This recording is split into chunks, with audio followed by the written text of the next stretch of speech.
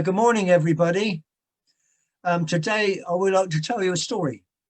It is a story from the Bible that was made into a film many years ago.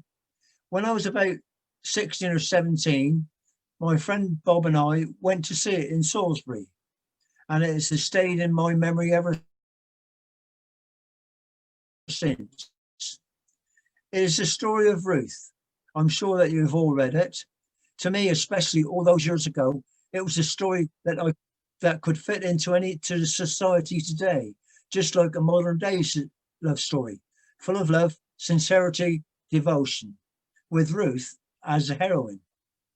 The story starts with Elimelech, Naomi, and their two sons leaving Bethlehem and traveling to the district of Moab to escape the famine. They are happy there. But after a short while, tragedy strikes, Elimelech dies, and Naomi is left with her two sons, Malone and Chilion. The two sons marry Moabite women, one named Orpah and the other named Ruth. They lived happily together for 10 years. And tragedy strikes again when both of the sons die. Naomi was bereaved at the loss of both her husband and her two sons. Naomi decides to return to her homeland in Bethlehem, having heard that the conditions had improved over the years since moving to Moab. Naomi then says to her two daughter-in-laws, "Return to your families. There's no need to come with me. I am too old to marry again and to bear sons for either of you. Please return to your kin." The three women wept, showing their love for one another. Then Orpah kissed her mother-in-law goodbye and returned to her people. But Ruth would not go. "I will not leave you," she said. "I will not desert you. I will go where you go. I will sleep where you sleep." So Naomi said, no more, realizing that Ruth was determined to stay with her, with both of them making their way to Bethlehem. I find this part of the story so emotional, heart-wrenching. The love, affection, and devotion that Ruth had for her mother-in-law is so beautiful that there are few words to describe it. On reaching Bethlehem, the residents are pleased to see them. But Naomi has bitter feelings. She blames the Lord for her tragedy, saying, "I went away full, but now I feel empty."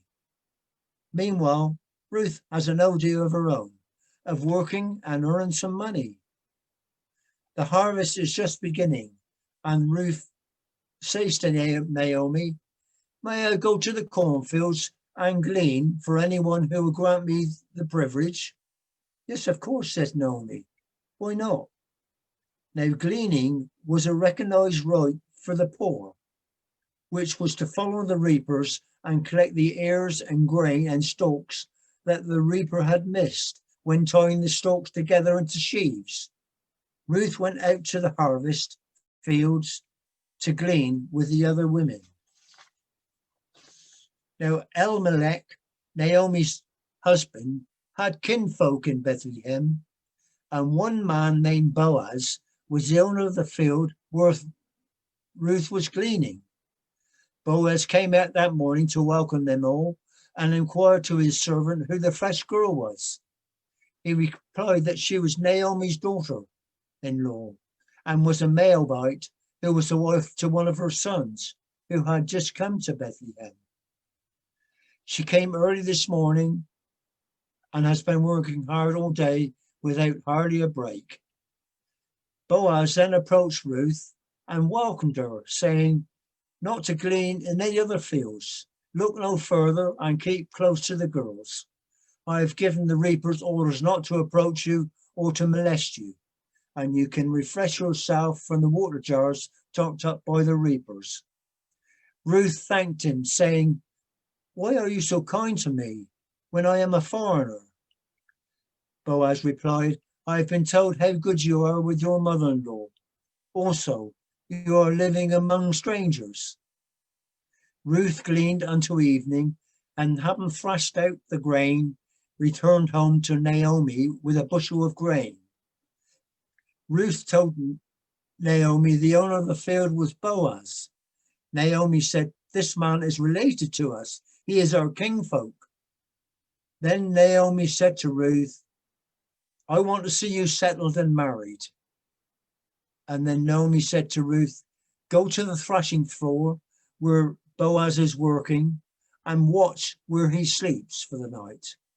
And when he has finished work for the day and is laid down for the night, wait until he is asleep and cover his feet, covering them with a blanket. Lay at his feet and covering them with a blanket." Ruth then goes and carries out Naomi's instructions.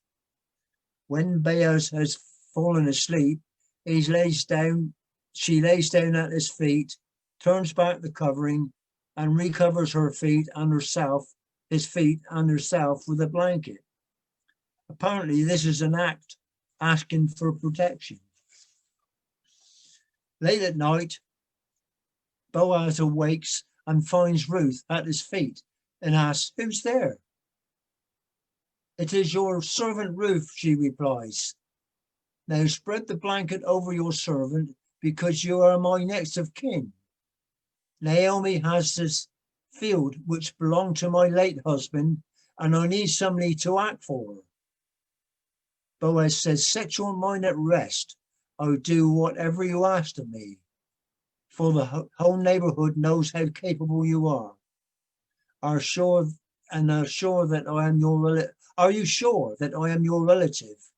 I believe that there is another closer than I. This is what I will do. In early morning, I will wait at the city gate for your kinfolk to come by and ask if he will act for you. But meanwhile, you return to sleep, and in the morning I will take these 6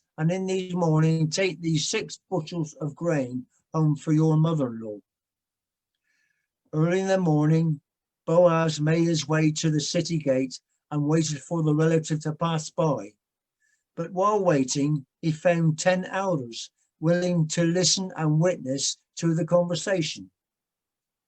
The relative appears, and Boaz asked him would he act for his next of kin, Elimelech, and Naomi's family. At first he said he would, but then he realized that he could not possibly act because of his present commitments. "In that case," said Boaz, "I will act for them." The elders then said, "We are witnesses to this act, and may everything be just and right and bring happiness to all." So Boaz responsible for Elimelech's property and family, and "I have the Ruth Moabitess to be my wife." So Boaz took Ruth to be his wife, and she conceived and bore him a son. And the women came to Naomi and said, "Blessed is the Lord today, for he has not left you without next of kin. The child will give you a new life and cherish you in your old age, for your daughter-in-law, who loves you immensely, has proved better than 7 sons." Naomi laid the children on her lap, and the neighbors came and saw, saying, "We will name him Obed." Now Obed belonged to the family line of David. Obed was the father of Jesse, and Jesse was the father of David, which is the family line of Joseph, who married Mary, the mother of Jesus Christ.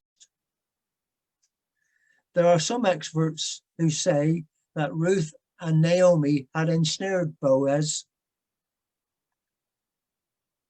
by giving him an opportunity for sexual relations, but that's not how the text implies. Boaz addresses the problem honestly and with integrity. It doesn't appear to me that in any way, perhaps Naomi had given it some thought. It was her idea. She simply wanted to see Ruth happily married. That is not to say that Boaz may have had some thoughts about Ruth, a capable girl, hardworking and loving, sensible and popular, still a young woman. Finally, there is no indication that he acted like a trap man. He gave Ruth far more than she asked for.